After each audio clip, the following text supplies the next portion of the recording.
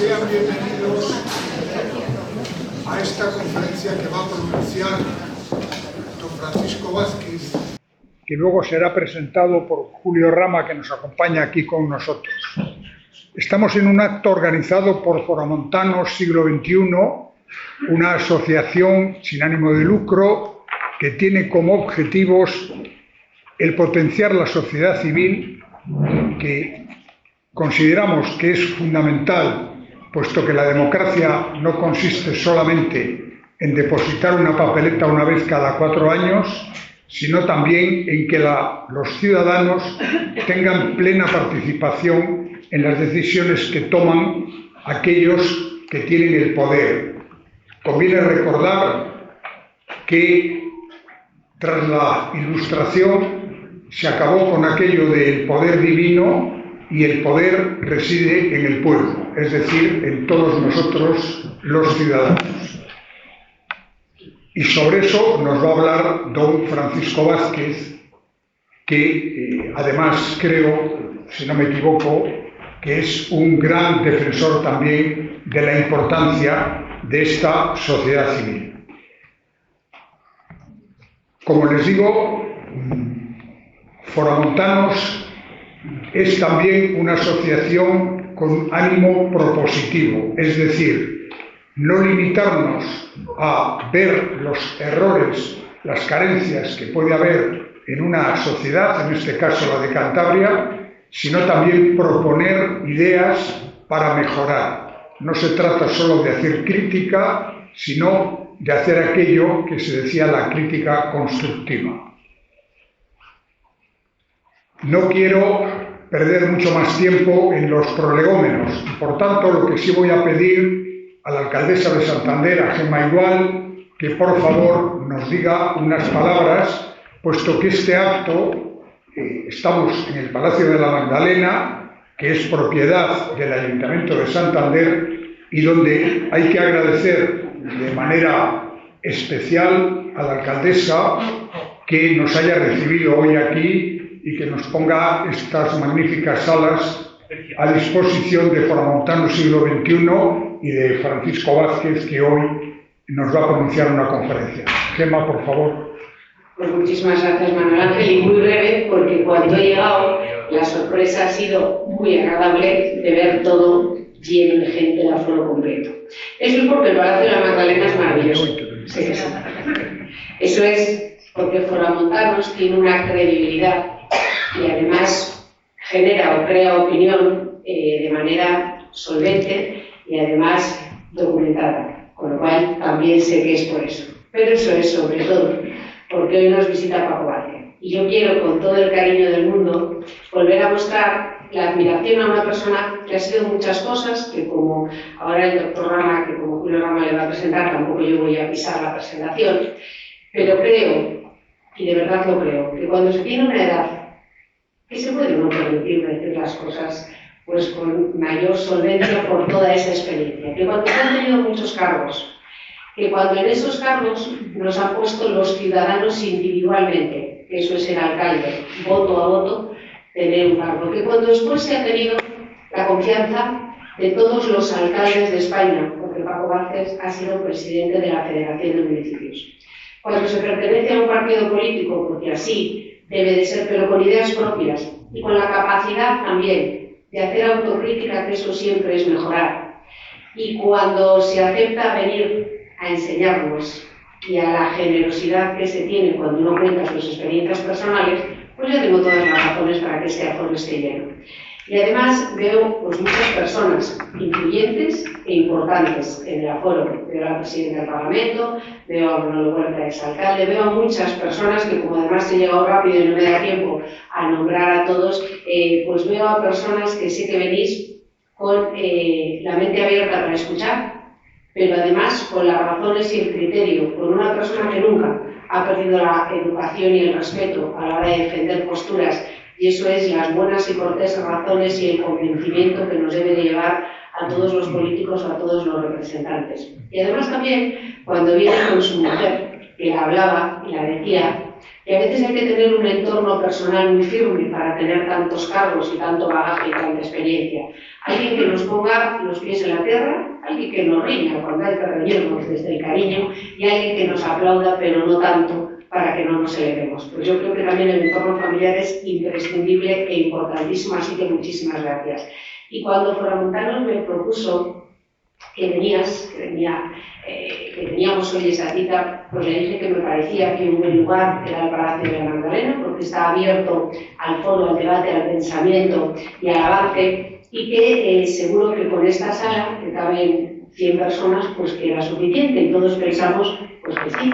Esta sala hoy se nos ha quedado pequeña, con lo cual pido disculpas a quienes tenéis que estar de pie, y esta sala hoy está expectante a que lo que nos cuentes y a lo que nos digas, a que nos enseñes y a que también nos pongas en un contexto difícil, pues nos pongas, mediante la palabra, el respeto, el convencimiento y la razón, nos ubiques, porque hoy, efectivamente, los políticos somos necesarios mientras las reglas del juego estén así, es necesario votar y además es una obligación votar para después poder decidir.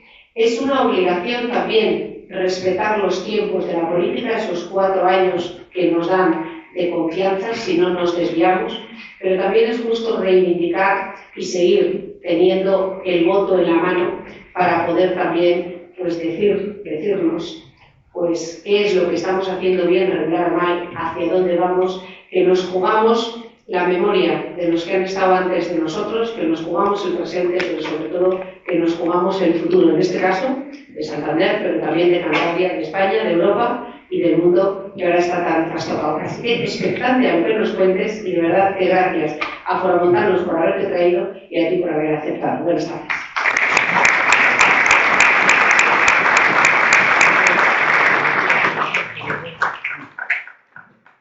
Pues muchísimas gracias a la alcaldesa de Santander. Quiero también agradecer la presencia aquí pues, de muchas personas relevantes, como bien ha dicho Gemma, como la presidenta del Parlamento, María José González Revuelta, como algún senador que veo por aquí, diputados, exdiputados, gente que tuvo un papel importante en la transición, de lo que luego nos va a hablar Francisco Vázquez, y sobre todo decir que esta conferencia se enmarca dentro de un ciclo de conferencias que organiza Foramontanos, por las que han pasado ya personalidades pues como Rafael Puyol, Pedro Rivero, Juan María Nin, Emilio Lamo de Espinosa, Javier Santa Cruz, que va a intervenir ahora, Tomás Cobo, José Antonio Garrido, Daniel Casanova y otros muchos más que son números 1 en su especialidad. Y ya sin más, Javier, tienes la palabra. Javier Santa Cruz es un economista, comentarista en diferentes medios de comunicación, fundamentalmente, como digo, de temas sobre la política económica y un verdadero experto y además, como pueden ver, un hombre muy joven con mucho futuro. Adelante. Muchísimas gracias, Manuel Ángel. Muy buenas tardes a todos. Mil gracias, como decía antes la alcaldesa, por la afluencia y por poder tener esta sesión que es extraordinariamente interesante. Yo traigo 2 cosas muy breves. La primera, el saludo del presidente de Foramontanos, de Carlos Fernández Lerga, el afecto, la cercanía, el cariño y el agradecimiento a nuestro conferenciante, querido Paco. Carlos nos traslada esos saludos para ti y para todos, por supuesto, para todos ustedes. Y por último, otra cosa que yo creo que es especialmente relevante teniendo a una persona como Paco, que es seguir, no solo ahora, sino todo lo que haga falta y hacia el futuro, dando la batalla. Es decir, estamos en un momento en el que, por si fuera poco, después de lo que hemos vivido a lo largo de los últimos años, ahora es aún más importante. Y esa batalla es la de las ideas, es la batalla por la defensa de la calidad de las instituciones, es por la defensa también de que tengamos un sistema económico sano, robusto, donde se puedan hacer realidad los planes de vida de los ciudadanos que hay en España y también de las personas que vienen, no solo de los 100 millones de turistas que tenemos todos los años, sino también el crecimiento de población que se ha producido en estos últimos años. Y en definitiva, esa batalla es la que personas como Paco, nuestro además buen amigo Nicolás Redondo Terreros, otras personas que en este momento, referencias importantes de la política española de hoy, de antes, pero también del futuro, están haciendo, y esa labor, desde luego, tenemos todos que hacer lo posible, no solo por continuarla y por reforzarla, sino que el mensaje que hoy se deja aquí, que también, por supuesto, pues podemos distribuir, como hacemos con todas las actividades, ¿verdad, Manuel Ángel, que hacemos en Framontanos, esto sea un paso más para el convencimiento, para la labor de divulgación de la sociedad española y de la sociedad de Cantabria en particular, de que tenemos que cambiar bastantes cosas, pero sobre todo que, a pesar de que muchas veces vemos el futuro con no demasiada esperanza o no demasiado de forma demasiado optimista, desde luego tenemos mucho que hacer y merece la pena hacerlo. Entonces, igual que Paco lo ha hecho durante muchos años y lo sigue haciendo, no nos queda otra que al menos poder estar un poquito por debajo de lo que él ha ido haciendo y de las cosas que nos va a contar, que son extremadamente interesantes. Mil gracias, a vuestra disposición.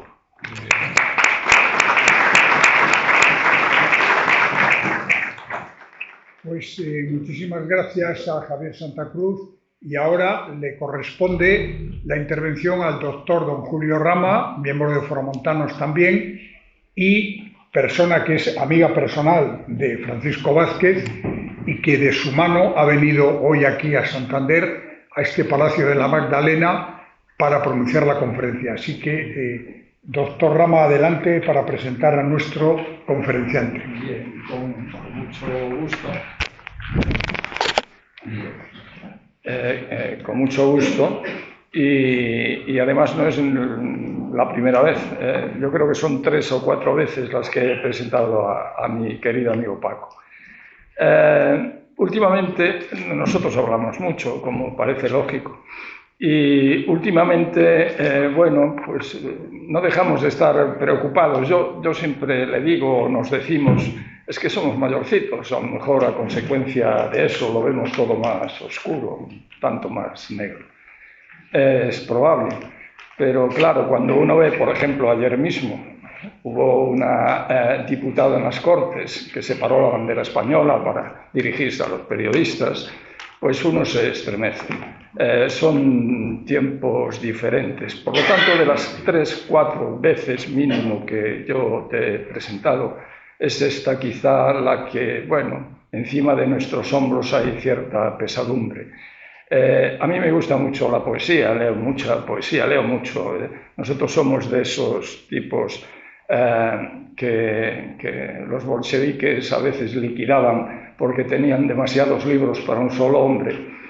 Y yo leo, bueno, Paco lee, pregunten lo que quieran, sobre todo de historia, es un espectáculo escucharla.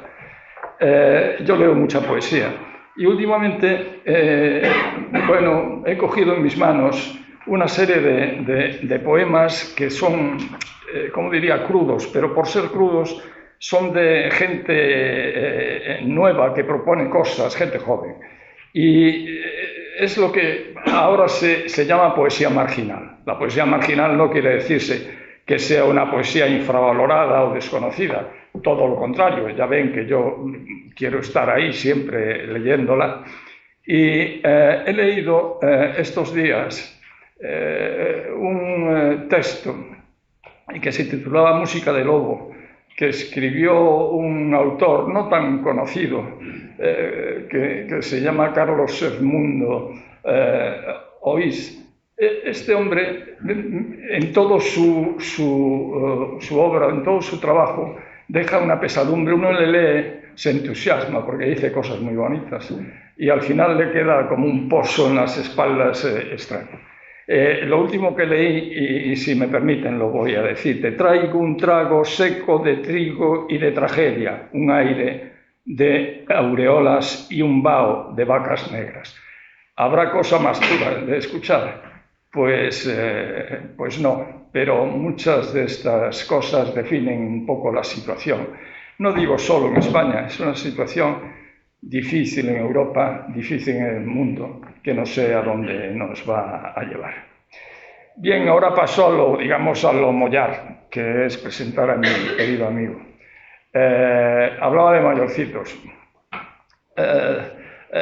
Nuestro paisano Álvaro Pombo dice siempre, yo no estaba muy de acuerdo, pero a lo mejor al final tengo que estarlo, dice siempre que los mayorcitos nos volvemos muy presuntuosos, muy vanidosos, muy vanidosos. Y yo le decía, pues serás tú. Pues, ¿saben cuál es la realidad? Que a lo mejor tiene cierta razón. Yo presumo de ser amigo de Paco. Yo voy por los sitios y digo, es muy amigo mío. Eso lo dijo Paco y lo dijo tal día en tal sitio y tal. Y lo ejercito. Y es verdad. Paco tiene una dilatada carrera política, como bien dijo la alcaldesa, mi debilidad. Y entonces le dio oportunidad a ver y hacer muchas cosas. Yo no quiero pasar a contar, y sobre todo darle tiempo a desmenuzar su carrera, pero sí hay que decir, obviamente, que fue diputado regional, diputado nacional, constituyente, luego en varios periodos fue senador, fue presidente de la Federación Española de Municipios, y luego, bueno, condecoraciones y estas cosas, placas, las tiene todas. Yo creo que pocas quedan. A veces le veo que dice con cierto orgullo interno, yo también soy anglófilo como él, que es caballero del Imperio Británico, y bueno, me gusta resaltarlo porque llama la atención. Entonces, en esas, digamos, condecoraciones las tiene civiles, militares, eclesiásticas, y las tiene también periodísticas. Lo que también llama la atención es Mariano de Cavia y tiene otros. ¿Por qué? Porque se moja mucho.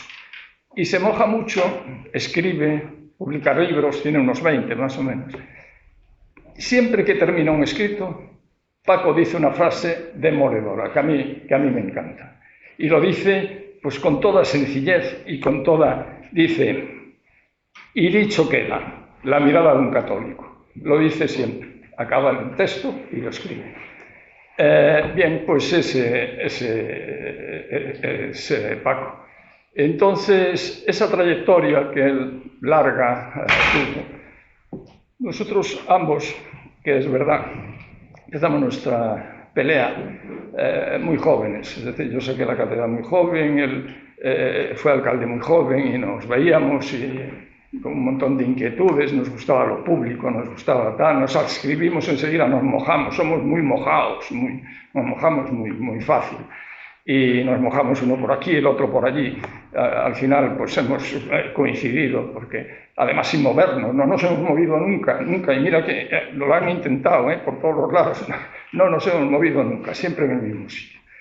Y entonces él tuvo la fortuna, además, más tarde, cuando el culmen de su carrera, donde algún detalle y alguna anécdota me gustará contar, como tampoco tenemos tanta prisa, pues nos extendemos un poco, pero que él le llegó en el culmen de su vida, de su carrera, un cargo que todo el mundo desearía, ¿no? Fue embajador en la Santa Sede, tuvo el privilegio de tener cercanía con los papas, sobre todo Benedicto XVI. Benedicto XVI, yo tengo en la mesilla cartas episcopales. Es que hay que leerlo y releerlo continuamente, más que las encíclicas, que tiene pocas. Es una figura de lectura, si puede ser diaria. Con los papas nunca se es amigo, se es conocido lejano, pero él fue un conocido lejano muy intenso con Benedicto XVI. Le cogió en el culmen de su carrera. Y ya puedo empezar con el capítulo ese pequeño de las anécdotas. Invitó obviamente a la sede, ese palacio tan precioso que tenemos en nuestra embajada, en Roma, a Amancio Ortega, y salió de allí encantado, y pagando la reforma completa de la sede de la... Bien, por ejemplo, todos los octubres, eso es un secreto que no sabe y no se lo voy a decir, ¿quién me lo contó? Un compañero nuestro, arquitecto municipal, que me contó, tú sabes el problema que teníamos todos los años en octubre, aquello era... ¿Y qué pasaba? No, es que había que desarrollarlo todo en 5 minutos. ¿Cómo que en 5? Claro, como siempre, los ayuntamientos son muy movidos. Y dice, no, es que Paco se iba a Madrid. 10, 15 días. Ministerio. ¿Qué fondos aprobados no se han gastado en este ministerio? Tantos. En 15 días un proyecto, si no le importa. Un proyecto, en todos ellos. Así, según me contó nuestro amigo común, pues hicieron pabellones, se hicieron museos. La Coruña es una ciudad museística por excelencia. Gracias mucho a eso se puso en marcha la Universidad de La Coruña con unos terrenos que era necesario. Se mejoró la traída de aguas. Se hicieron 20.000 cosas en función de eso. Por lo tanto, eso da una idea de lo que era Paco gestionando. Entonces él dedicó su vida a eso. Últimamente yo creo que se siente un tanto incomprendido, pero yo creo que pocas veces se ve una vida tan fructífera en la consecución y haciendo cosas. Hoy es un emblema, el paseo marítimo de La Coruña de 20 y tantos kilómetros, el más largo de Europa, que acoge y circuita toda la ciudad.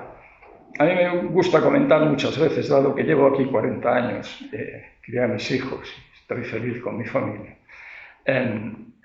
la similitud de La Coruña y Santander. Son iguales, son una península llenas de vientos, de aires, con playas unas al norte, otras al sur, no se sabe uno nunca dónde uno puede tomar el sol mejor. Y esa parte de fuera, donde está Ciriego, también había un cementerio, el de San Amaro, en La Coruña, y hay. Pues cuando se le ocurrió seguir con el paseo marítimo por allí, pues todos los coruñenses dijimos, esto es imposible, es que ahí es imposible, es el mar, una fortaleza brutal del mar. Pues lo hizo y lo circunvaló entero. Y ya por último, la última anécdota, que no me queda más remedio que contar. En un momento determinado surge la terrible desgracia del Prestige. Aparece aquella tensión loca de partidos políticos queriendo anotarse tantos, y de pronto el gobierno de España, pues con su preocupación, y los diferentes ministerios se pone a funcionar con el fin de resolver las cosas lo antes que se pueda. Paco Vázquez coge el teléfono, llama al presidente del gobierno, de otro partido completamente diferente, el presidente Aznar, y le dice, la casa consistorial es vuestra casa. Aquí podéis tener salas para vosotros de reunión, despachos para demás y funcionarios a vuestra disposición. Y el presidente del gobierno obviamente se lo agradeció. Allí se reunían los diferentes ministerios y ministros y directores generales, y en un momento determinado, pues también Francisco Vázquez sugiere, hombre, ya que hay Consejo de Ministros, pues podéis celebrarlo aquí en el Salón Rojo, un salón imponente que tiene el Ayuntamiento de La Coruña. Y allí se celebró el Consejo de Ministros. Curiosamente, de allí salió el puerto exterior de La Coruña, el puerto de Langosteira, que es hoy una de las fuerzas económicas que mueven la ciudad, que bueno, ayudó obviamente con todo el imperio de Inditex, pues a movilizar aquello. No olvidemos que en Galicia se dice, y es verdad, por eso el emigrante gallego, cuando vuelve, si puede, vuelve a La Coruña y no a otra provincia. Se dice que mientras Vigo trabaja, Santiago reza y Pontevedra duerme, La Coruña se divierte. Y además ahora también da trabajo. Por lo tanto, el gallego listo que viene de fuera con las pesetas que haya podido recoger se viene hacia La Coruña. Y La Coruña hoy hierve de progreso. Y mucho o casi todo en los últimos años, gracias a mi amigo Paco Vázquez, del que soy, como se puede notar, un reconocido admirador y al que doy la palabra con mucho gusto. Muchas gracias.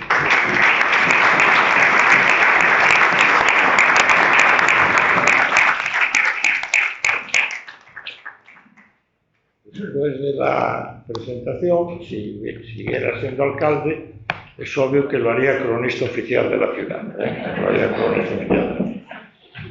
Querida, respetada alcaldesa de Santander, que te agradezco mucho tu presencia. Querida colega, yo me sigo considerando sobre todas las cosas alcalde, que creo que es el puesto de responsabilidad político más hermoso que hay, ser alcalde de tu pueblo. Presidenta del Parlamento, señoras y señores. Bueno, yo, querido Manolo, que Manolo Huerta fuimos compañeros de ejecutiva de la FEN. Y allí todos coincidíamos en la misma opinión, salvo en el fútbol, porque Manolo era del Madrid y yo en aquellas épocas era un equivocado que era del Barcelona. Ya lo dejé. Ahora ya rompí relaciones con el Barcelona. En todo caso, muchas gracias a todos ustedes. Yo vengo siempre encantado a Santander. Han sido muchas las ocasiones en que he tenido la oportunidad de venir a Santander, pues a participar en actos, en conferencias, en la Semana Taurina, en los premios taurinos que se entregarán, por ejemplo, el viernes, pues organiza también un buen amigo mío como es Juan Renedo. He venido incluso en algún momento a ver la Biblioteca Méndez Pelayo para estudiar la figura de un cántabro no muy conocido, que es Gonzalo de Beteta, que fue el primer embajador que tuvo España, el primer embajador precisamente ante la Santa Sede. Era un cántabro miembro de la Orden de Santiago y está enterrado en Roma en la Iglesia Nacional de los Españoles de Santiago de Montserrat. Hoy vengo invitado por Foramontanos, siglo XXI, una institución en la cual recoge también un capítulo histórico importante, ¿no? Cuando yo era presidente de la FEN habíamos recuperado, que tiene vinculación con lo que es la esencia de Foramontanos, lo que significa Foramontanos, el fuero de Brañosera. Brañosera es un pequeñito ayuntamiento de la provincia de Palencia, que fue repoblado en la época de la Reconquista. En el año 824 se le concedió la primera carta pueblo, la primera carta fuero que hay en España. Y desde la FEN lo intentamos recuperar. El año pasado, que se celebraba 1200 años de su aniversario, 1200 porque fue en 824, sé que se han hecho muchos actos. Pero en aquel momento, sobre todo, a mí lo que me llamaba la atención es, fíjense ustedes, la de películas que hemos visto todos, de Juan Sin Tierra, de Ricardo Corazón de León, de Robin Hood, de la Carta Magna inglesa, ¿verdad? Que siempre todos estos hechos históricos del resto del país se magnifican. Y la Carta Magna inglesa se elaboró 400 años después del fuero de Brañosera. Es decir, en Brañosera es la primera carta pueblo que se hace con ello quiero decir que vengo a Santander siempre por un motivo o por otro encantado. Y cuando vengo a dar una conferencia y me va a presentar Julio, que era compañero de pupitre en los Maristas, o sea que además de amigos somos compañeros de pupitre, pues vengo doblemente encantado, porque claro, pues fíjense ustedes las cosas que dice Julio, que me pongo yo colorado. Además de contar cosas que algunas de ellas pues ya me enteraré yo a ver quién es el que canta la gallina entre mis antiguos funcionarios municipales. En cualquier caso, hoy yo no vengo a hablar con la pretensión de hablar de historia. Yo la historia, bueno, es algo que me llena personalmente, me ha llenado vitalmente, ¿verdad? El estudio y el conocimiento de la historia, pero en todo caso no soy un historiador, soy un mero divulgador. Y en este caso hoy vengo a hablar de hechos históricos, sobre todo de uno fundamental, que es el que constituye el título de la conferencia, la transición política, el elogio de la transición política. Un momento y unas circunstancias en las cuales el destino pues me reservó el conocimiento y sobre todo el ser pues un modesto participante en aquel proceso, porque en aquella época yo formaba parte, era un joven socialista de 30 años, formaba parte de la Ejecutiva Federal del PSOE que encabezaban Felipe González y Alfonso Guerra, y que estaba integrada también por Peces Barba, que era el negociador de la Constitución, y a la vez era secretario general de los socialistas gallegos elegido desde la clandestinidad. Por lo tanto, eso me ha permitido conocer de primera mano lo que fue todo ese proceso político. Y hoy, que soy un político retirado en el sentido de que ya he cumplido mi etapa política, ¿verdad?, con sus aciertos y sus errores, pero sigo siendo un político en activo desde la perspectiva de mi propia conciencia y desde mi compromiso como España. Y consiguientemente hoy vengo a hablar, porque vengo a hablar sobre todo preocupado por la pasividad que noto en una sociedad la cual va asistiendo de una manera impasible a toda una serie de acontecimientos, ¿verdad?, que van deshaciendo, desarmando lo que constituyó el proceso de la transición. Pero lo que es más grave, sobre todo pasiva ante lo que van a ser las inevitables consecuencias de muchas de las decisiones que se han no tomado, se han impuesto en estos últimos años. Unas consecuencias, además, que tienen una muy difícil irreversibilidad, una muy difícil marcha atrás, y que están afectando gravemente, bueno, pues a lo que es el gran pacto constitucional superador de la división de las dos Españas, que es lo que representa la Constitución y representa la transición, y sobre todo está poniendo en peligro lo que son los grandes pilares de cualquier sociedad democrática, sobre todo dos fundamentales: la división de poderes, que es lo que le da razón de ser al punto de equilibrio entre el ejercicio de la política y el control de la misma, y en segundo lugar, lo que yo califico sin ambajes, la ocupación de todos los órganos de control y de garantía del ejercicio del poder. Estas dos cuestiones que son muy difíciles después de darle marcha atrás. Y a ello se une además una situación en la cual observamos como en aspectos fundamentales para el futuro de una sociedad, sobre todo la educación, pero también la libertad de lengua, que es una expresión de la libertad de las personas, vamos asistiendo a un incumplimiento sistemático de lo que determinan las leyes y a su vez a un desacato continuado a las sentencias de los tribunales. Un panorama y un escenario, por lo tanto, muy preocupante.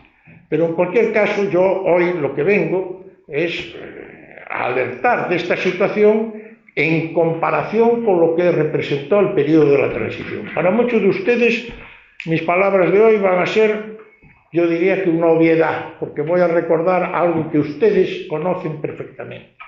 Pero en otros casos, sobre todo los más jóvenes que no las vivieron, es una manera de contarles lo que realmente pasó, no la tergiversación que vemos que se está intentando imponer hoy, esa marcha atrás, ese revival, contrario a lo que fueron aquellos acontecimientos protagonizados fundamentalmente, como explicaré hoy, por el propio pueblo español.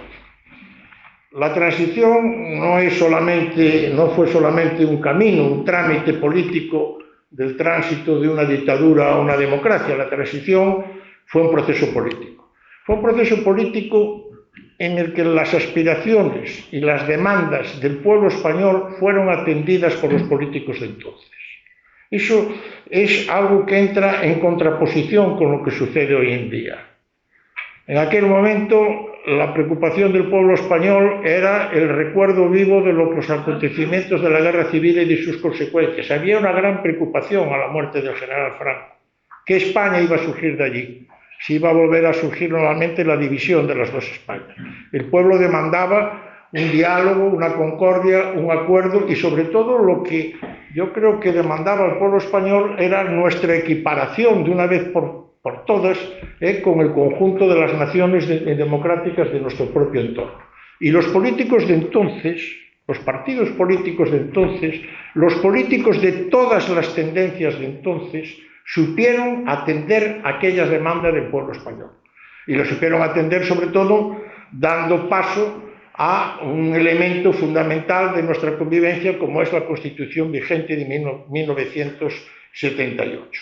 Porque había preocupación por el aislamiento que arrastrábamos desde hacía más de 200 años, pero había también preocupación por la frustración constante en la que se habían producido a lo largo de nuestra historia de todas las experiencias democráticas o todos los intentos de implantación democrática.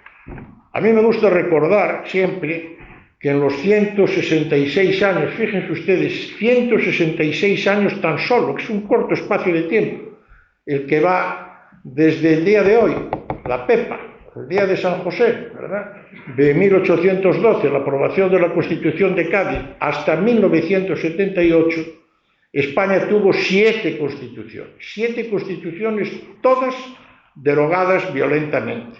Tuvimos 2 dinastías monárquicas, la Casa de Borbón y la Casa de Saboya. La Casa de Borbón todas fueron depuestas y la Casa de Borbón incluso 2 veces. Tuvimos 2 repúblicas abruptamente abolidas. Tuvimos 4 guerras civiles, una de las cuales duró 3 años, causó 500.000 de muertos, causó cientos de miles de exiliados. Tuvimos 2 dictaduras, una de las cuales duró 40 años. Tuvimos innumerables movimientos, pronunciamientos, asonadas militares. Tuvimos también procesos y huelgas revolucionarias, intentos de cambio del modelo de Estado.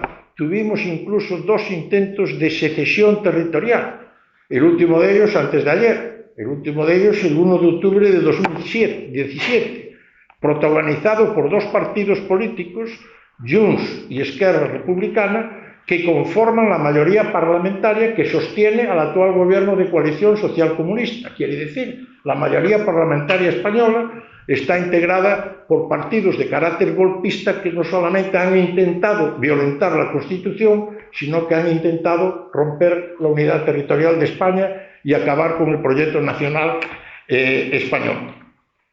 Por lo tanto, como ustedes comprenderán, si a ello sumamos que en esos 166 años se produce el desgraciado 1898, en que perdemos los últimos restos de nuestro imperio, perdemos la referencia de nuestro concepto de primera potencia, que lo fuimos durante más de 300 años, era un panorama bastante desolador y una lección de historia que yo mucho me temo que todavía no ha sido comprendida por aquellos que hoy intentan recuperar la división caínista de las 2 Españas. Una historia de divisiones y de enfrentamientos que, por ejemplo, sí aprendieron y aprendieron bien todos nuestros vecinos europeos. En este año 2025 celebramos los 80 años del final de la Segunda Guerra Mundial. En el mes de mayo, dentro de 2 meses, es el aniversario de la firma de la rendición en Berlín de las tropas, de la rendición incondicional de la Alemania, firmada por el mariscal Keitel. Bueno, la Europa de aquel entonces fue sobrecogida porque se encontró con 60 millones de muertos, 20 millones de soldados, 40 millones de muertos civiles, 40 millones de muertos civiles, las ciudades arrasadas y asoladas, 10 millones de personas desplazadas procedentes de trabajos forzosos, de campos de concentración, de desplazamientos, vagando por los caminos europeos intentando regresar a su casa. Y sobre todo la gran conmoción que representó descubrir los campos de exterminio, donde habían sido aniquilados, asesinados por razones raciales, por motivos raciales, más de 8 millones de personas, 6 millones de judíos concretamente. Y a ello se añadió el conocimiento de lo que representaban los gulags soviéticos, los campos de concentración, de desplazamientos, de la tiranía soviética y la gran amenaza que representaba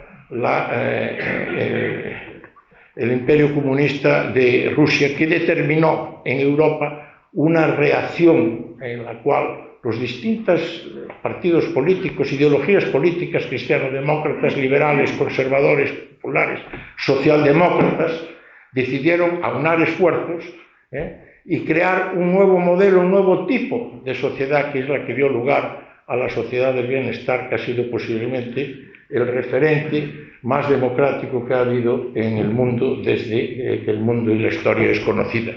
Y crear algo que hay que recordar en estos momentos, que ahora se habla solamente de seguridad, y crearon también una fuerza de autodefensa que era la OTAN, frente a lo que Winston Churchill llamaba el telón de acero, que era la amenaza del totalitarismo soviético. Y hoy hay que recordarle, sobre todo a determinados políticos, que la creación de la OTAN fue un impulso de los partidos socialdemócratas y de los primeros ministros socialistas de Noruega, de Bélgica, de Holanda, el ministro de Asuntos Exteriores francés y del laborismo inglés. Quiere decir, fueron los socialdemócratas los que pidieron la creación de una fuerza defensiva frente a la amenaza totalitaria soviética.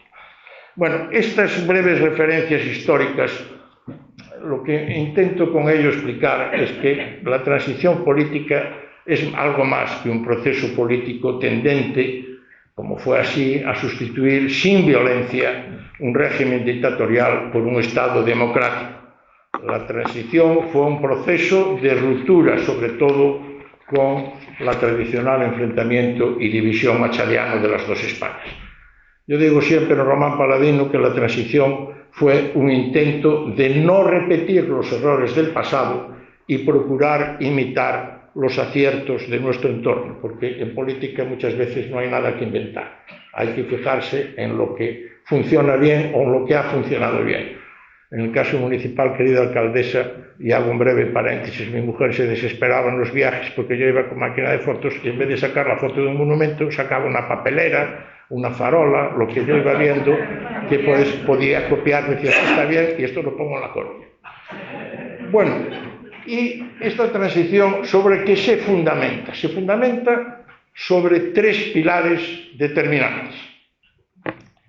El primero de ellos, y para mí, crean ustedes, el más importante, y el que posiblemente hoy me causa ese cierto sentimiento, por un lado de preocupación, pero por otro lado de tristeza, al que aludía mi amigo Julio Rama, que es la reconciliación nacional. La reconciliación nacional ha sido el avance, no ya político, el avance histórico más importante de los últimos 200 años que se ha producido en la historia de España.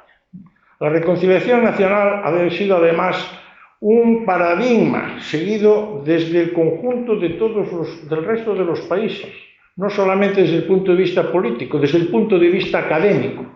Se ha estudiado en todas las universidades el proceso de transición española, pero sobre todo desde la perspectiva de la reconciliación nacional, porque esa nació de la voluntad de todos. Yo era diputado el 15 de octubre del 77 cuando se aprobó la ley de amnistía, y recuerdo como si fuera hoy las palabras de un comunista, líder de comisiones obreras, Marcelino Camacho.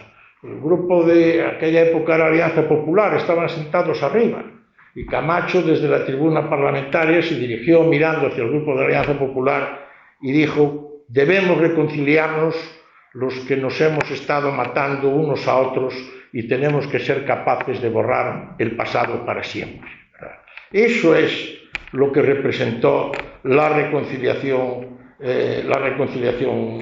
nacional. Una reconciliación que, frente a lo que hoy se intenta vender, de que la reconciliación fue un pacto vergonzante, en el cual permitió el nacimiento de lo que despectivamente se llama el régimen del 78, en la cual las fuerzas democráticas y las fuerzas de izquierda traicionaron la justa reivindicación que tenían. Eso es falso. Es precisamente desde las fuerzas democráticas de izquierda y de derecha desde las que se demandó precisamente esa reconciliación nacional. Las primeras palabras en plena guerra civil. El 18 de julio de 1938, en el Ayuntamiento de Barcelona, el entonces presidente de la República, Manuel Azaña, pronuncia aquel discurso tan famoso y tan conocido: paz, piedad y perdón, en plena guerra civil. Paz, piedad y perdón. Hoy, con la Ley de Memoria Democrática, lo que tenemos es rencor, revancha y represalia. Eso es lo que se ha transformado en la política de hoy. Y aquellas palabras de Azaña las continúa el Partido Socialista en el exilio.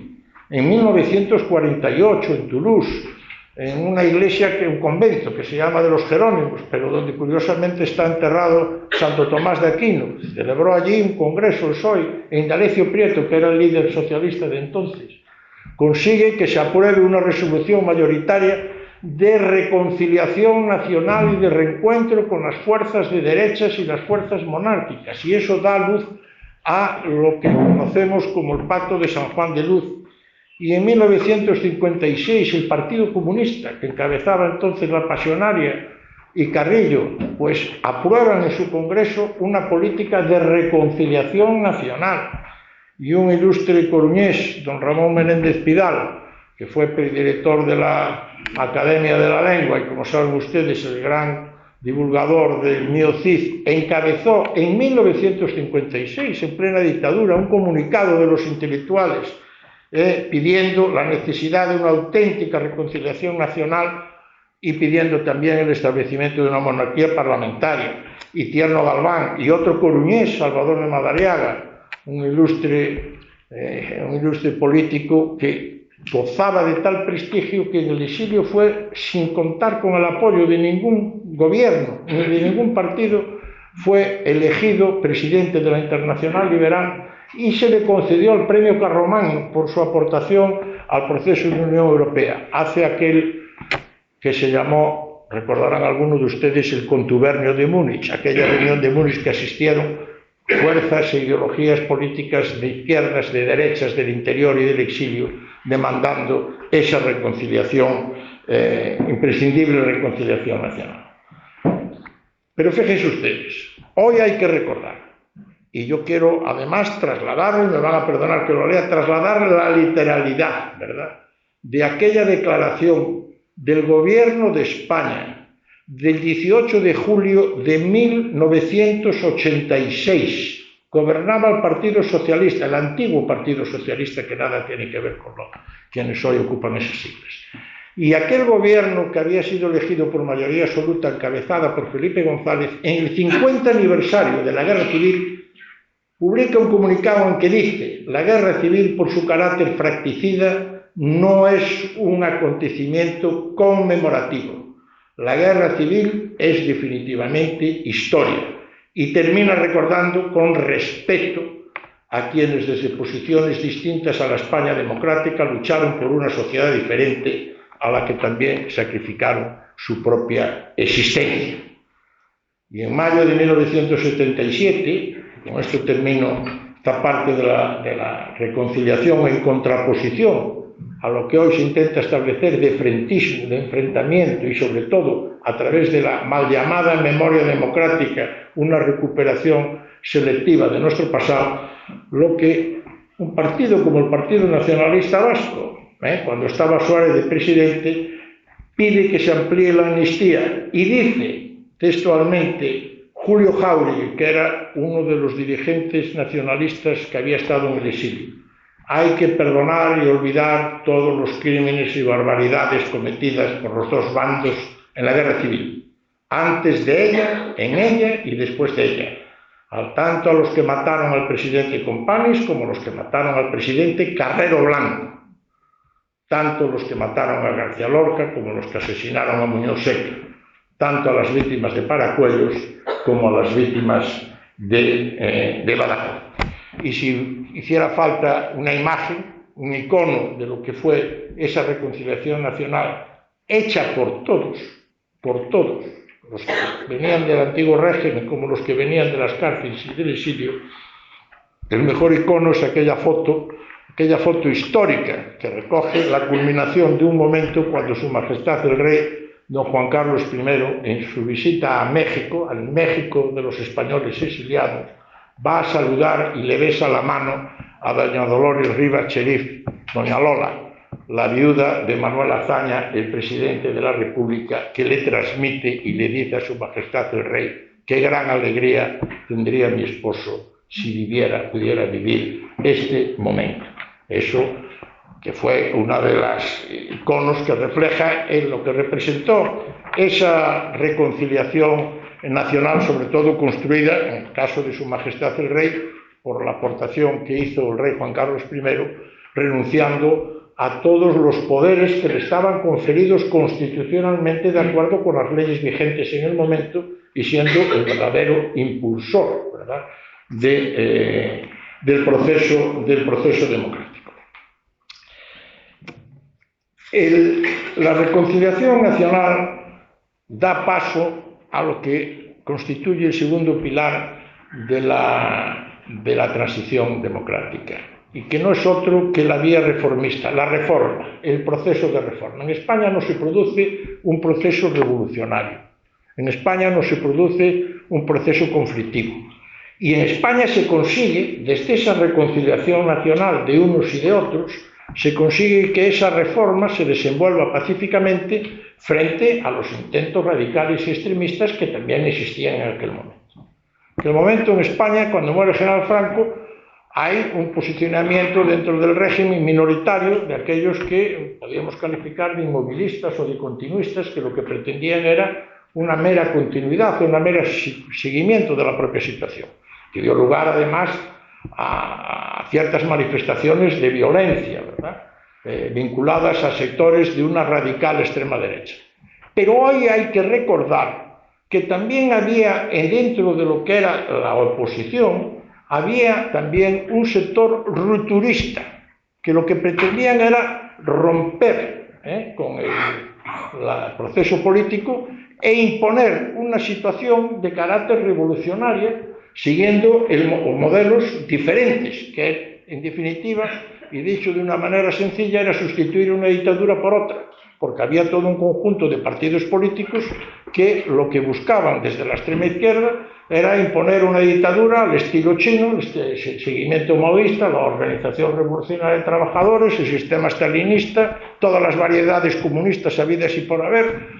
En Galicia había un partido que hoy es el que está presente en el Parlamento, ¿no?, que defendía la solución libia y argelina, ni más ni menos, los frentes de liberación nacional. Pero había también quienes pretendían romper la unidad española, la unidad de la nación española, e imponer un proceso de separación, un proceso de independentismo en sus propios territorios a través de la violencia. Todos tenemos en la memoria ETA, o lo que era aquel Front Nacional catalán, que era el que había puesto unas bombas en el pecho a un empresario y a un antiguo alcalde de Barcelona, Viola, los cuales habían Bultó, a un empresario que era Bultó, y a Viola, que habían sido asesinados. Consiguientemente, la vía reformista es en la que confluyen una gran parte de la oposición democrática y una gran mayoría desde dentro del propio régimen, que opta por una salida de la ley, desde la ley y por la ley, que fue el proceso que se siguió frente a las posiciones minoritarias del rupturismo, que fueron posiciones duras y difíciles. Miren ustedes, desde la muerte de Franco, cuando se inicia todo el proceso de la transición, avanzando hacia la Constitución, desde la muerte de Franco, ETA asesina ni más ni menos que a 798 personas. ETA ha asesinado a 853, pero 798 desde la propia muerte del general Franco. 86 secuestros, 15.000 personas extorsionadas, todavía hay 379 asesinatos sin esclarecer, y hoy, de acuerdo con un estudio efectuado por la Universidad CEU San Pablo, se calcula que son 182.000 los ciudadanos vascos que tuvieron que exiliarse, que se marcharon fruto de la violencia que se ejercía sobre los mismos. Pero en aquellos momentos el Grapo asesinó 9 asesinatos y el Front Nacional de Cataluña 3, que es lo que yo me refería. Por lo tanto, el hablar hoy de los 50 años de la muerte de Franco e intentarlos enfocarlos políticamente de una manera interesada como el momento del nacimiento de la libertad es rotundamente falso. ¿Y por qué se lleva a cabo eso? Porque precisamente estos grupos rupturistas son los que paradójicamente conforman el conjunto de la mayoría parlamentaria que sustenta el actual gobierno de coalición, y algunos de ellos forman, incluso a través de Sumar, forman parte del propio gobierno. Pero el gobierno de la mayoría parlamentaria está sustentada por Junts, Esquerra Republicana, Bildu, el PNV y el Bloque Nacionalista Gallego. 5 partidos de carácter rupturista, que lo que pretendían en su momento era la ruptura, o bien la ruptura de la unidad de España, o bien la instauración de un sistema dictatorial ideológicamente de corte comunista. Por tanto, no había libertad. La muerte de Franco pues, fue un acontecimiento biológico, como fue su fallecimiento por las causas naturales. Pero las leyes fundamentales seguían en vigor, seguía el mismo presidente de gobierno, y la oposición estaba en la ilegalidad y en la clandestinidad. Y además, si lo que habría que conmemorar en cualquier caso como punto de arranque de la democratización, en mi modesta opinión, fue la Misa del Espíritu Santo, que el 27 de noviembre de 1975 se celebró en la iglesia de los Jerónimos. El rey tuvo que tomar posesión en las Cortes, todavía franquistas, además con una desgraciada intervención del entonces presidente Rodríguez de Valcárcel, que hizo, y lo hizo en solitario, y consiguientemente, bien aconsejado y por iniciativa del propio rey, a los pocos días recuperó una vieja tradición de la corona española, como es la celebración de una misa invocando la asistencia del Espíritu Santo para el ejercicio del poder que se le confería, que se celebró en la iglesia de los Jerónimos, que ofició el cardenal Tarancón, y en la que todos recordamos aquella voz del cardenal Tarancón, aquella voz de fumador cuando le dijo: Señor, seréis el rey de todos los españoles.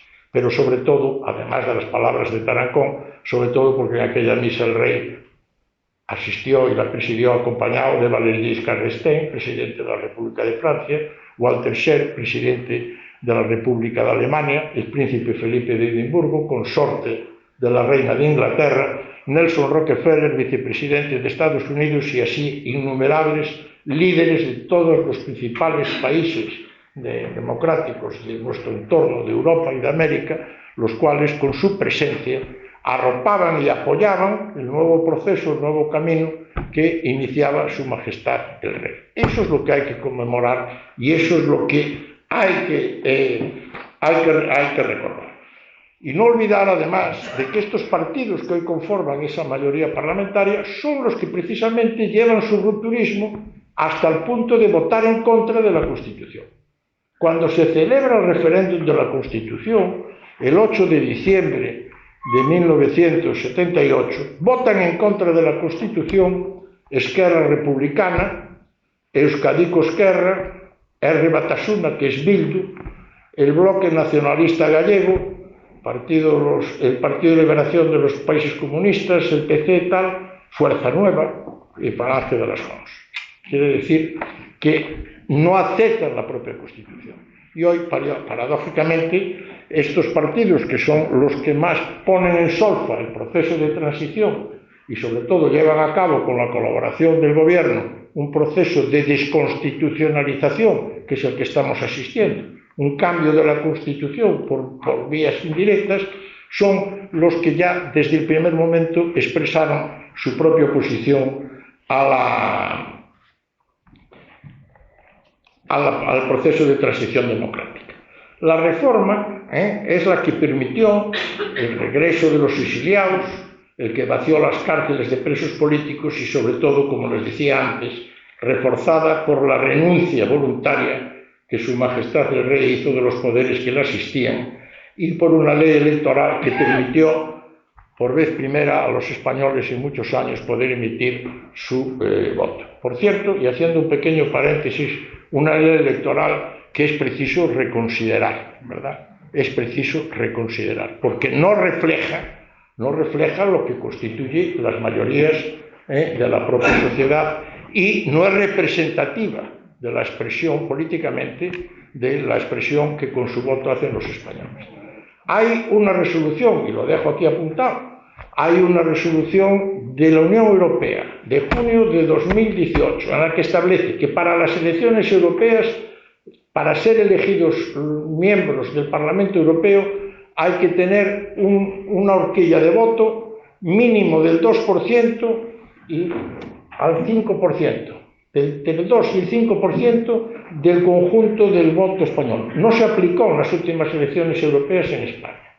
En las próximas elecciones habrá que aplicarlo. Pero es un buen momento también para que se empiece a plantear, sobre todo la oposición política que hay hoy, empieza a plantear el compromiso de reforma de la ley electoral siguiendo las directrices que marca la propia Unión Europea, Y el tercer pilar, que es la consecuencia lógica de la reforma política, de la reconciliación nacional, de la reconciliación y del consenso y de la reforma, es el consenso, el diálogo. El diálogo que se basó en dos factores claves, ¿no? La renuncia y la generosidad de todos, porque no podemos olvidar que junto al rey una de las grandes figuras impulsoras del proceso de democratización fue un falangista, fue un ministro secretario general del movimiento, como era Adolfo Suárez, ¿verdad? Y junto a él muchos de los que conformaban cargos no solamente institucionales y públicos, sino también cargos desde el punto de vista político, ¿verdad? Dentro de lo que era el anterior régimen, y asumieron e impulsaron e hicieron suya ese proceso de reforma, que es lo que se llamaba el sector de los azules, porque venía del antiguo Consejo Nacional del Movimiento, ¿no? Aquel que no me acuerdo quién era, que decía que era el único consejo del mundo que daba consejos, pero a quien aconsejaban no les hacía caso, ¿verdad? Pero bueno, y entonces yo creo que esa renuncia, yo busco siempre la imagen que mejor la refleje. Yo lo tengo siempre en el recuerdo de una sesión parlamentaria en que habló un socialista antiguo que venía de la clandestinidad, ya fallecido, Luis Gómez Llorente, era un profesor de instituto, un hombre muy identificado con el tema educativo, y cuando se debatió la forma de Estado en el Parlamento, Llorente, que posiblemente era el de más firmes convicciones republicanas, fue al que se le encomendó precisamente que defendiera la postura del Partido Socialista a la hora del voto de la forma de Estado, monarquía o república, ¿verdad? Porque en aquella época, para que ustedes se hagan cuenta de la diferencia que había, en el Partido Socialista estaba prohibido consumir turnos a favor. O sea, en las reuniones internas nuestras estaba prohibida por reglamento, no podías hablar a favor, o sea, apoyar a la Ejecutiva, apoyar al Gobierno, decir que Felipe era un fenómeno, eso estaba prohibido, nada más que se podía intervenir para presentar una alternativa y para criticar. Bueno, entonces Gómez Llorente, que era el más republicano, fue el que ha intervenido en el tema de la República. Y en un memorable discurso dijo: si democráticamente se establece la monarquía, nosotros nos consideraremos compatibles con ella.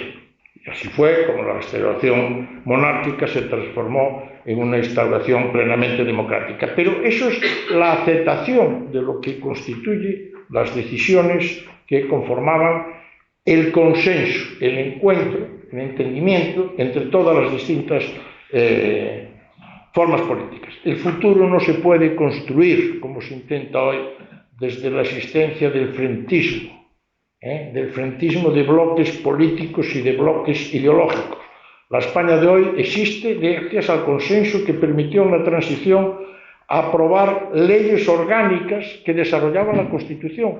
Todas las leyes orgánicas se aprobaban por mayorías de 300 y pico de votos, etcétera, etcétera. Hoy una ley orgánica tan importante como es la ley del Código de Trabajo se aprueba por un solo voto de diferencia por el error telemático de un diputado de la oposición. Fíjense ustedes al nivel que hemos llegado. Una sociedad no puede funcionar así. No puede funcionar así. No puede haber una confrontación. Y sobre todo el consenso es el que puso en marcha el prestigio político. El prestigio reconocido, sin adscripción ideológica y partidaria. ¿Qué quiero decir con ello? Las instituciones se pusieron en marcha, en funcionamiento, buscando a los mejores, sin tener en cuenta su adscripción ideológica o criterios partidarios. El reconocido prestigio. El primer presidente del Tribunal Constitucional, la mayoría parlamentaria era de centro-derecha, era de UCD y de Alianza Popular. Y el primer presidente del Tribunal Constitucional, cuando se constituye, es un republicano, coronel del Ejército Rojo, que había luchado en la batalla del Ebro y se había exiliado 40 años a Colombia y Venezuela. y era un catedrático de Derecho Político reconocido mundialmente, García Pelayo.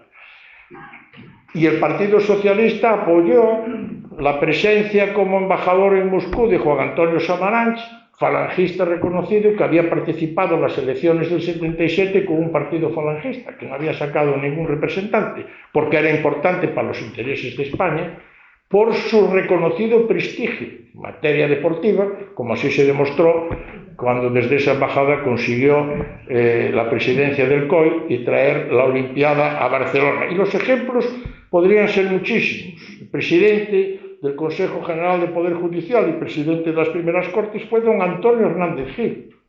Don Antonio Hernández Gil era uno de los juristas de mayor prestigio que había en España, no pertenecía a ningún partido.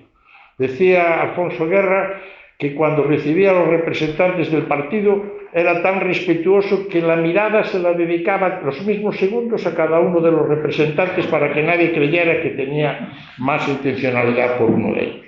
Eso es lo que yo tengo aquí, la lista del primer Tribunal Constitucional, la lista del primer Tribunal Constitucional, todos juristas de reconocido prestigio, que lo que no caen en la tentación de convertir el Tribunal Constitucional en la tercera Cámara, como está sucediendo hoy en día, que en España tenemos Congreso, Senado y Tribunal Constitucional.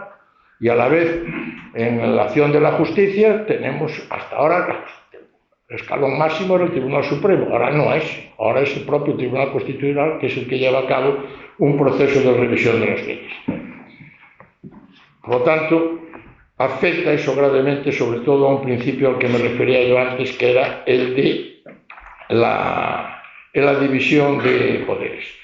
Y aquellas tres voluntades políticas, la de la reconciliación, la reforma y el consenso, permiten alumbrar una Constitución que vota el 91% del pueblo español, que por cierto es bueno recordar que en Madrid la vota el 90,57 y en Cataluña el 91,8. Es más votada en Cataluña que en Madrid la vigente Constitución y consiguientemente abre una nueva etapa en nuestro país en el que se superan además los tres grandes obstáculos que habíamos tenido a lo largo de los 2 últimos siglos. El papel de las Fuerzas Armadas, las cuales constitucionalmente son puestas a las órdenes del poder civil, del poder democrático del pueblo, el papel de la Iglesia a través de la separación de la Iglesia y el Estado, reconociendo la aportación y la importancia de la Iglesia Católica como elemento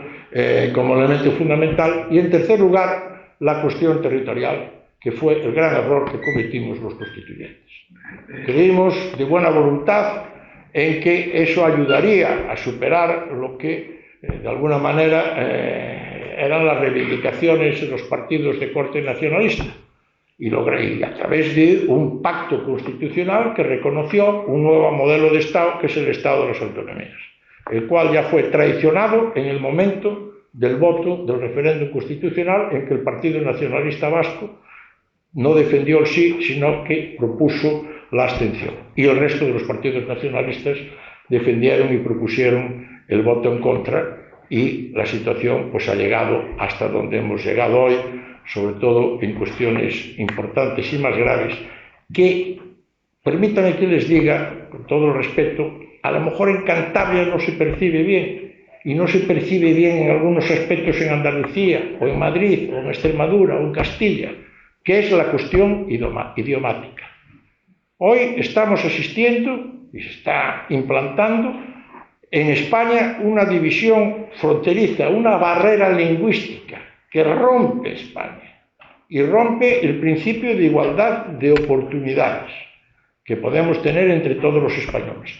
Y además está haciendo una imposición que es una imposición, y lo voy a decir claramente, una expresión de racismo y de xenofobia. Es decir, no hay apenas diferencias entre lo que podemos entender políticas lingüísticas que se dan en alguna de las comunidades autónomas y lo que representan ideologías radicales en materia de identificación nacional, como podían ser el nazismo.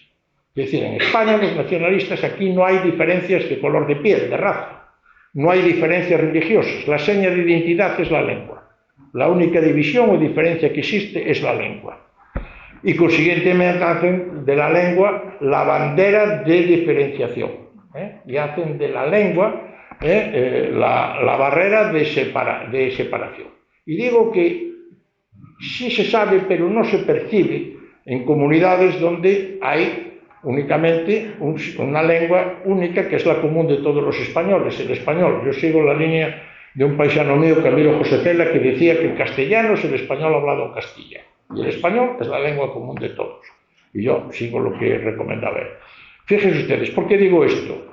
Digo esto porque hoy el 44% de la población española, Galicia, el País Vasco, Navarra, Cataluña, Baleares y Valencia, gobernada por partidos nacionalistas, por el Partido Socialista y por el Partido Popular, se ha establecido el monolingüismo. Cuando muere el general Franco se reprocha el que había el monolingüismo y no se permitían las lenguas vernáculas, lo cual era cierto desde el punto de vista de ejercicio oficial de las instituciones, pero no por ley o por norma. Yo me tomé la molestia de investigar, no hay ningún decreto, ni ley, ni norma en los 40 años de franquismo que diga que queda prohibido el uso del catalán, del gallego, del vasco. No existe. Lo que hay es un uso exclusivo en la administración de las distintas lenguas. Y de aquel monolingüismo que se denuncia pasamos al bilingüismo. Hoy lo imperante es la marcha atrás, como en otras muchas cosas, es el monolingüismo. Yo vivo en una ciudad, La Coruña, donde mi ayuntamiento, gobernado por el PSOE y por un partido independentista, el Bloque, como ciudadano se dirige a mí exclusivamente en gallego.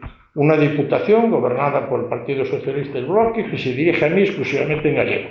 Y tristemente una Junta de Galicia gobernada por el Partido Popular que se dirige a mí exclusivamente en gallego. Yo a las 3 voy a Correos, tengo ya un papel hecho porque Correos lo selle, en la cual digo, ruego a usted que me mande en castellano, traducido al castellano, el documento adjunto, ya que me implica una pérdida de mis derechos, ya que no puedo entenderlo. Yo hablo gallego perfectamente y defendí además el uso del bilingüismo, lo contrario precisamente al monolingüismo.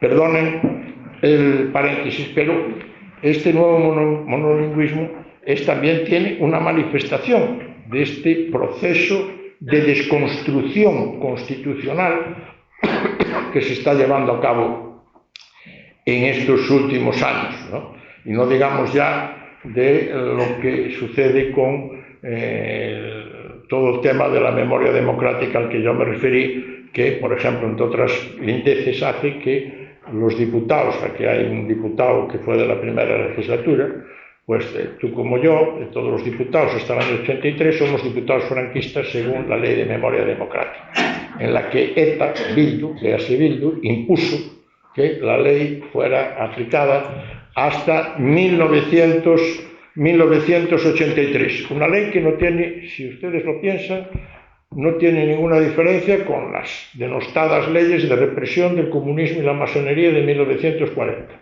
Que en 1940 era bueno, según la ley de memoria democrática, hoy es malo. Y quien era malo, según la ley de represión del comunismo y masonería, ahora es bueno. Por tanto, la situación es la misma.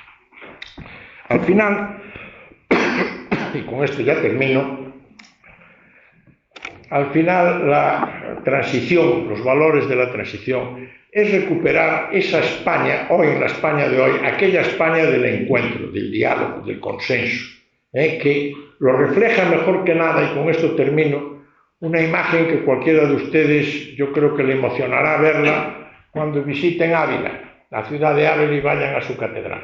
En la catedral de Ávila, en los claustros de la catedral de Ávila, porque según el Concilio Vaticano II no se pueden hacer enterramientos en el interior de los templos, hay que hacerlo fuera, en los claustros, en los atrios, hay 2 tumbas nada más. Una tumba es de Adolfo Suárez,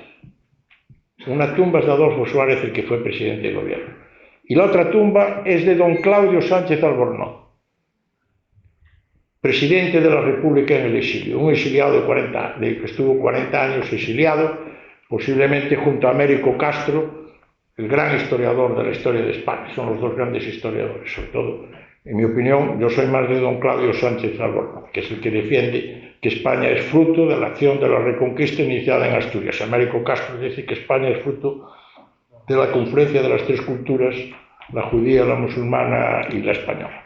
Les hago un paréntesis también. Me contó un hijo de don Claudio que fueron a dar un curso a Harvard, los dos en el exilio, estaban los dos exiliados, y entonces estaban sentados en el comedor y no se hablaban.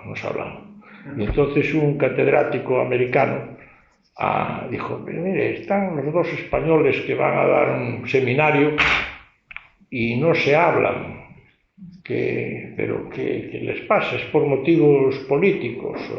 No, es por motivos académicos, porque uno dice que España empezó en Asturias y otro dice que España empezó en Toledo. Y por eso ya no se habla. Pero bueno, en todo caso, volviendo a lo que les transmitía, están allí las dos tumbas. La tumba de Sánchez de Albornoz tiene una frase de una epístola de los Corintios, dice, donde está el Espíritu del Señor, allí hay libertad. Y la tumba de Adolfo Suárez, una frase preciosa que dice, la concordia fue posible. Eso es la España que se estableció en la transición, y esa es la España que debemos volver otra vez a retomar. Esa España de concordia, en que dos personas de dos generaciones distintas, un rojo y un azul, dicho de una manera expresiva y gráfica, ¿verdad? Reposan ambos, ¿verdad? Reposan ambos en la fe común, la fe compartida, y reposan ambos en el común amor a España, una España que entre todos podemos y debemos construir. Nada más y muchísimas gracias por su atención.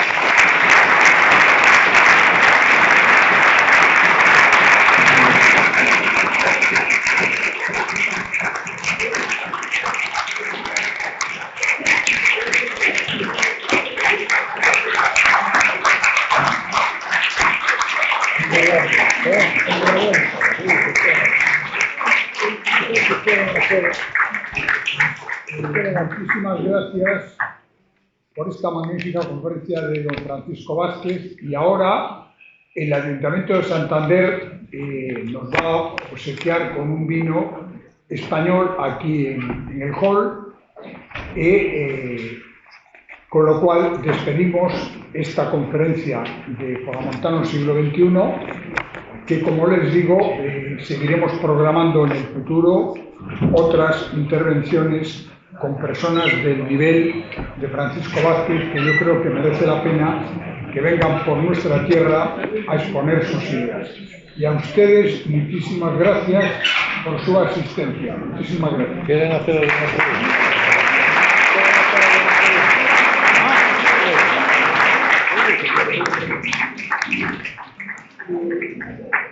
Por favor, un segundo. Don Francisco Vázquez ofrece la posibilidad de que si alguien quiere hacer alguna pregunta, la haga, por favor, se ponga en pie y hable un poquito alto, porque lo que no tenemos es micrófono para poderlo pasar.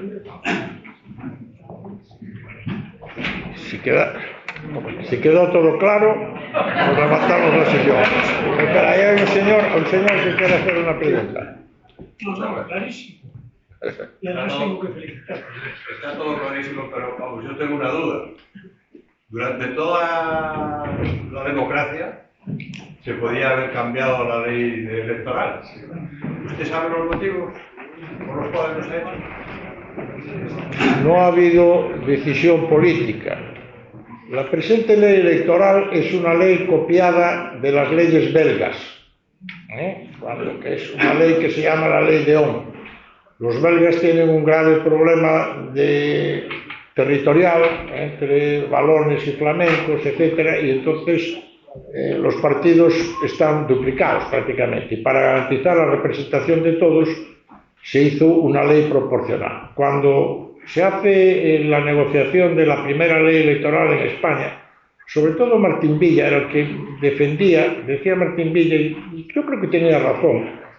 Martín Villa decía que no se sabía la representación que tenían los partidos. ¿Por qué? Porque había una sopa de siglas. Había 40 partidos socialistas, 30 partidos liberales, había de partidos de todo tipo. No sabíamos la representación que podían tener dichos partidos. Por cierto, Martín Villa nos metió el PSOE histórico, PSOE-H, para sacarle votos al Partido Socialista. Pero bueno, entonces se buscó ese modelo, el modelo belga, pero evidentemente la votación ya fue una votación que marcó lo que fueron el camino seguido en las sucesivas elecciones. Es decir, El electorado, excepto una o dos veces últimamente, en general lo que ha optado siempre es por dos grandes partidos, un partido de izquierda, centro-izquierda, un partido de centro-derecha, etc. Y eso le ha aportado una representación excesiva, evidente, a partidos que son partidos claramente minoritarios, tanto por su representación territorial, ¿verdad?, como por el número de votos que obtienen, y consiguientemente están de alguna manera sobredimensionados su representación parlamentaria, hasta el punto que hoy podemos considerarla antidemocrática. Y ha habido muchas elecciones en las que partidos que obtenían pues 1,5 millones de votos o 1.300.000 votos, pues ¿qué le diría a usted? Cuando se presentó la primera vez Ciudadanos, UPD de Rosa Díaz, una serie de partidos, sobre todo de centro, ¿verdad? Sacaban 1.200.000 votos y tenían a lo mejor 4 diputados.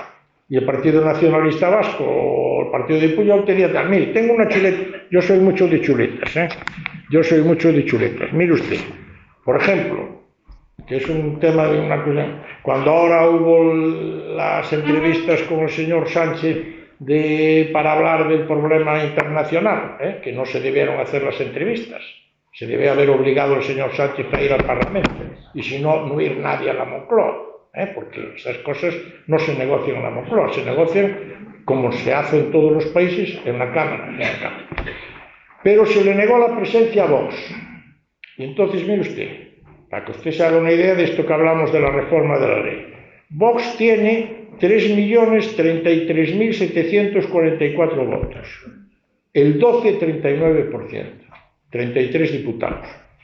La suma de Esquerra Republicana, Junts, Bildu, PNV y Bloque Nacionalista Gallego, los 5 partidos nacionalistas que conforman la mayoría parlamentaria, la suma de todos ellos son 1.600.000 votos, la mitad justo del voto que tiene Vox, y el 6,59%, la mitad justa del porcentaje, con lo cual se les da una sobrerepresentación, como diría una nieta mía, una super, porque ahora los chicos dicen todo, eso es super, una super representación a estos partidos que no responden al número de votos que tienen ellos, ¿se da cuenta?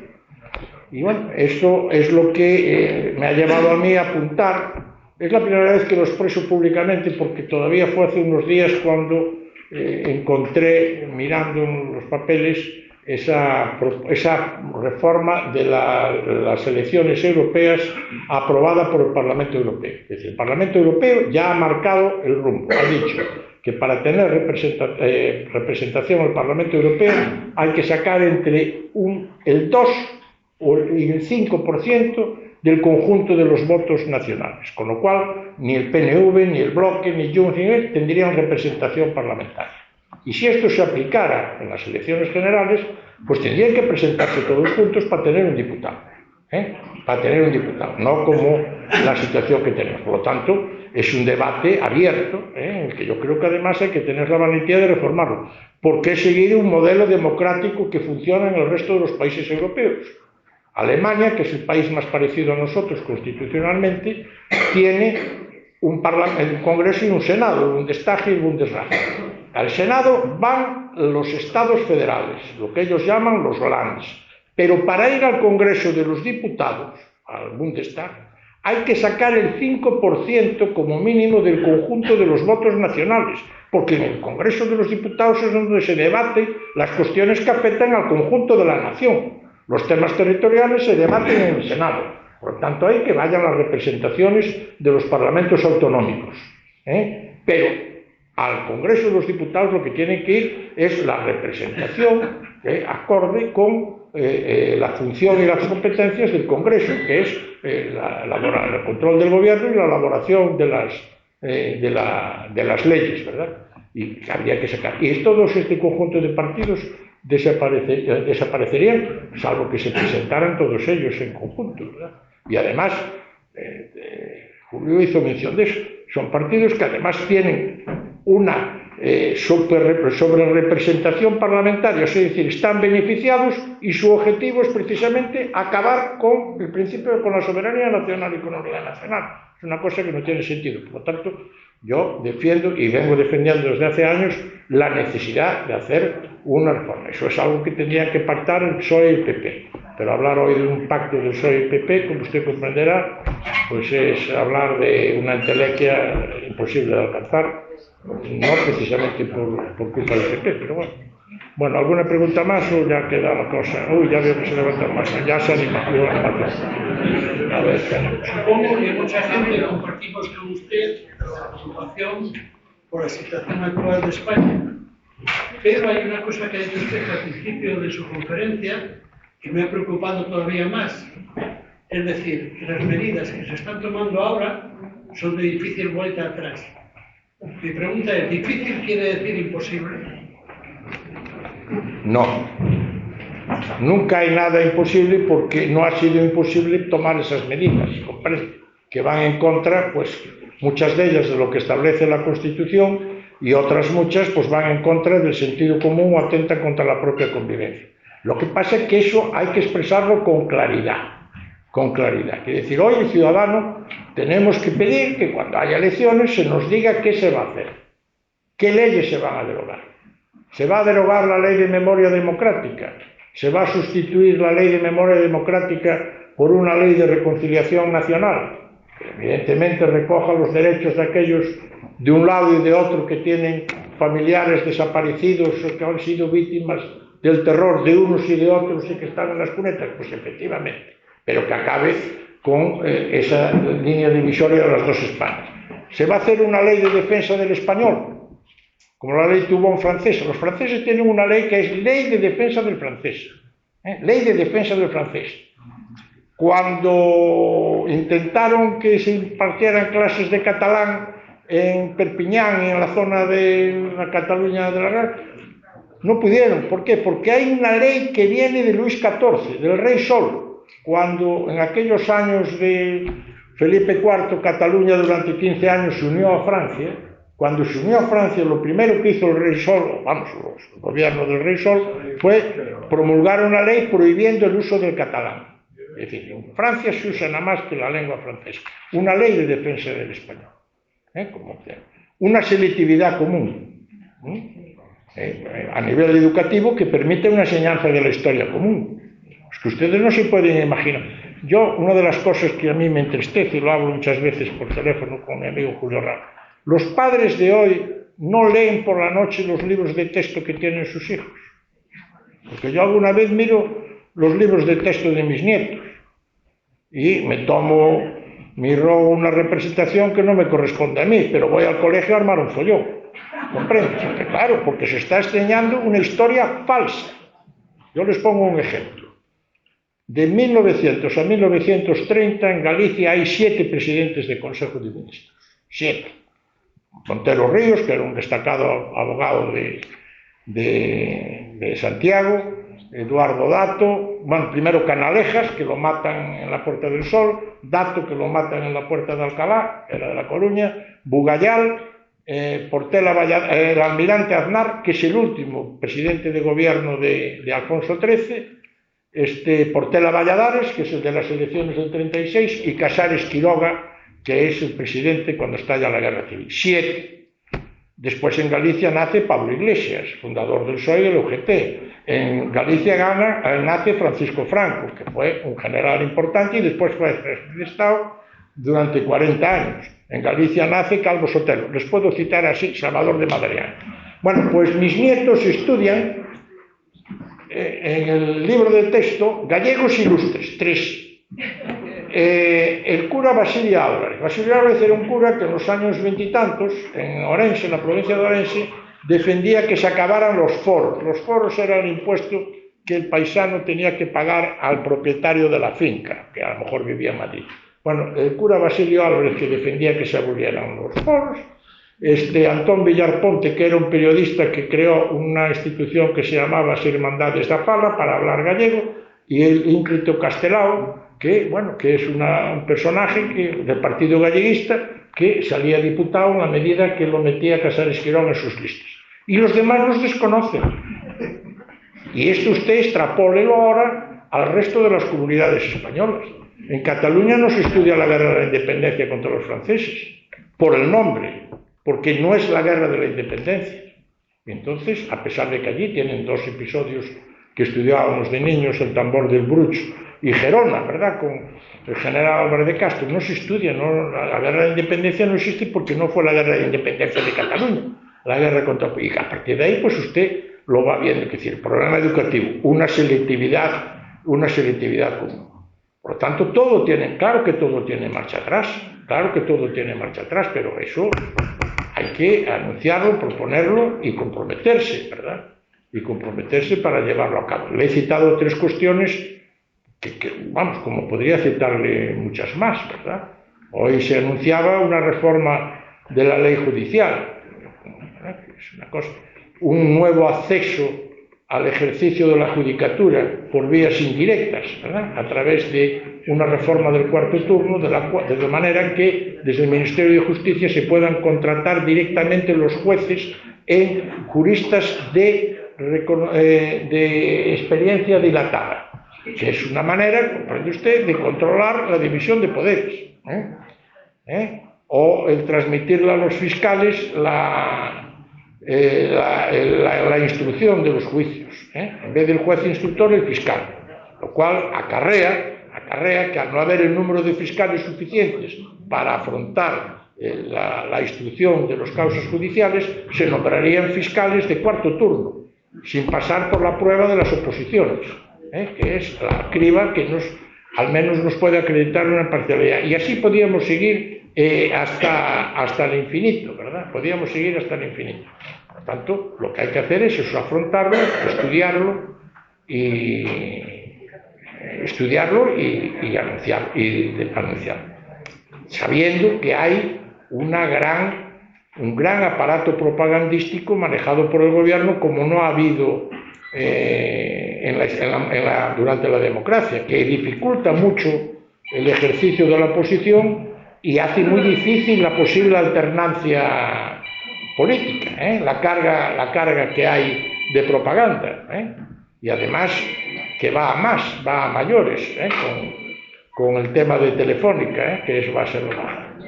No olviden ustedes que el jefe de gabinete del actual presidente del gobierno se llama Diego Rubio, es doctor en la Universidad de Cambridge con una tesis doctoral que es sobre el uso del secretismo, la mentira y la calumnia en la política.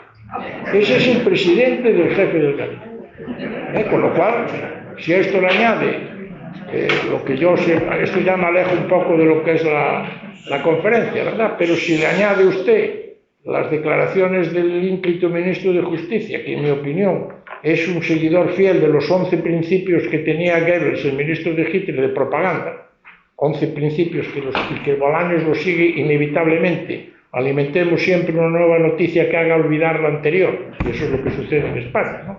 La iniciativa que tiene el gobierno, pues hace muy difícil romper ese aparato propagandístico y transmitir una opinión contraria. Eso también es verdad que lo tenemos que reconocer. Fíjense ustedes, la Telefónica es una empresa tomada desde el accionariado del gobierno, presionando a los distintos grupos accionariales del mismo, en la cual se le entrega la dirección de Movistar, que es el instrumento televisivo de Telefónica, a un militante del Partido Socialista, antiguo secretario de Juventudes Socialistas, que es Paz.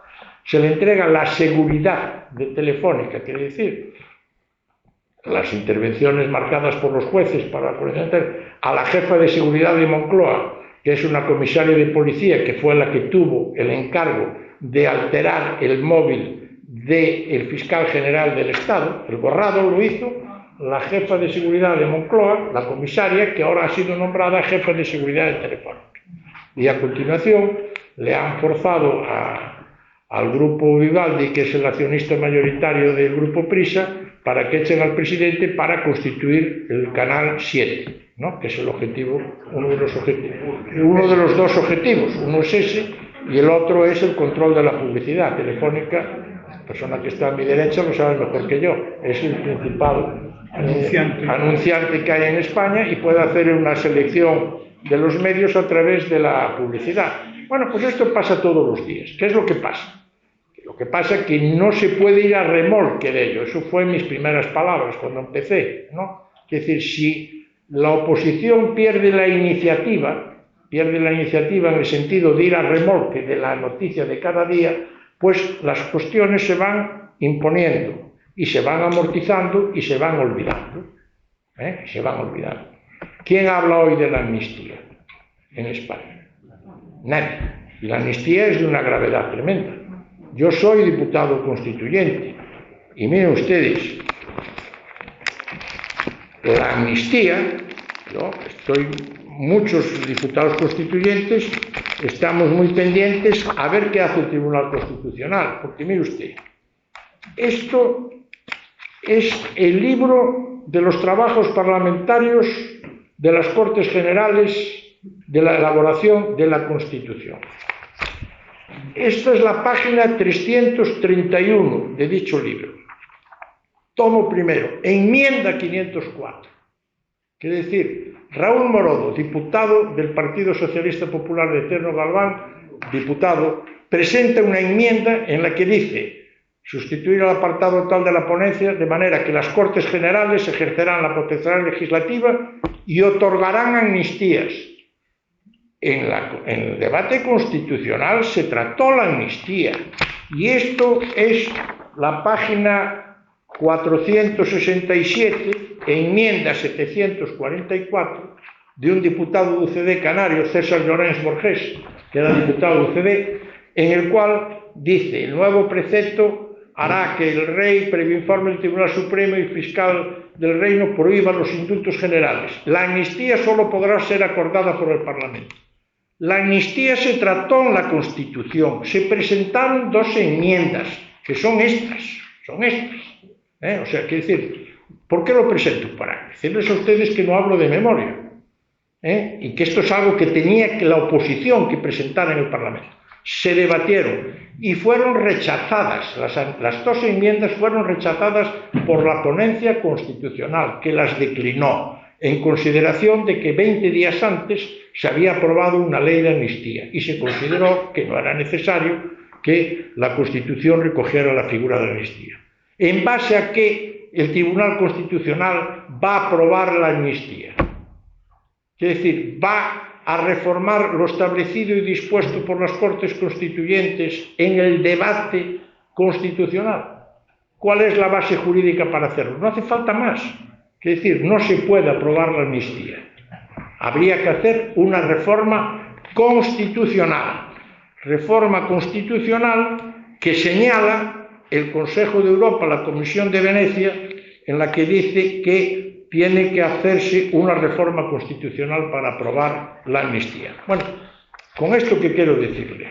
Quiero decirles a ustedes que si dejamos pasar las cosas, pues evidentemente los temas seguirán uno tras otro y seguirán afianzando y se seguirán estableciendo.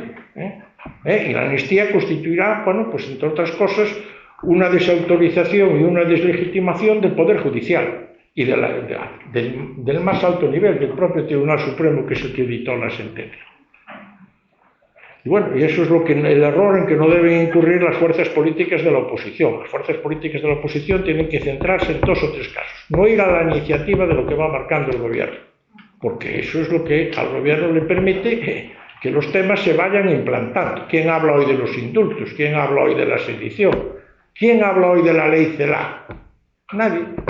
Pero la ley CELA es la que está permitiendo, pues, por vía impositiva, un cambio en la educación de los jóvenes. Por eso les decía yo, me preguntaba si los padres de hoy no miran los libros de texto que estudian sus hijos, porque es un tema complicado. Bueno, perdón por la extensión de esto, pero bueno, creo que siempre es importante porque no llega a la opinión, no llegan muchas veces los argumentos, no llegan además el conocimiento verdadero de los hechos.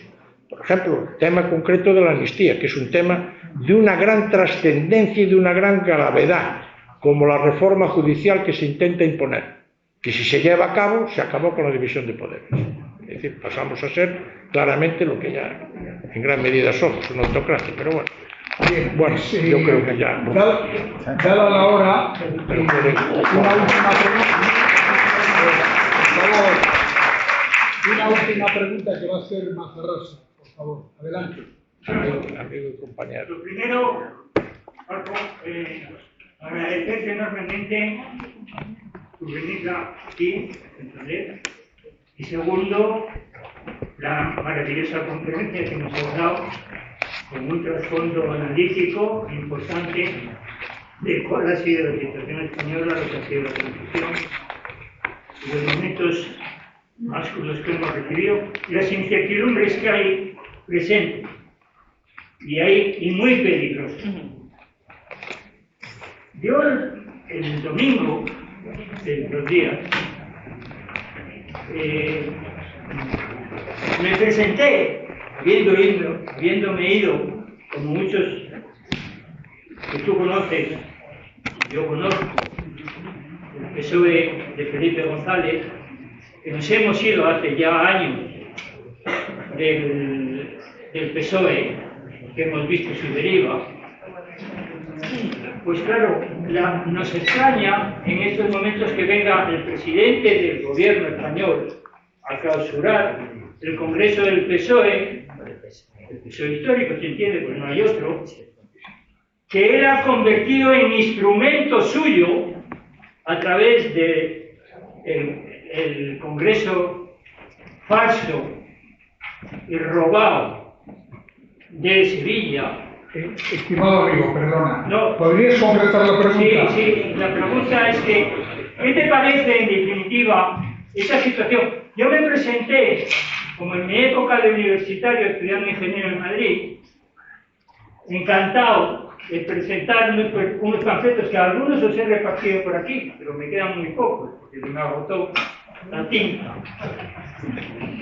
Pero el problema es que les dije a los compañeros, porque muchos de ellos, todos que se llamaban allí socialistas, estaban configurando el futuro del Partido Socialista Obrero Español como instrumento de poder del presidente del gobierno español, como conocemos a raíz del Congreso de Perdona, un segundo, por favor. No, sí, pero... Un segundo. Esto es turno de preguntas. Un segundo. El más viejo, Si quieres, te invitamos a montarnos a dar una conferencia.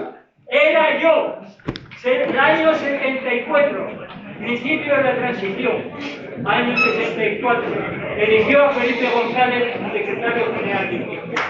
Un aplauso. Pero digo una cosa,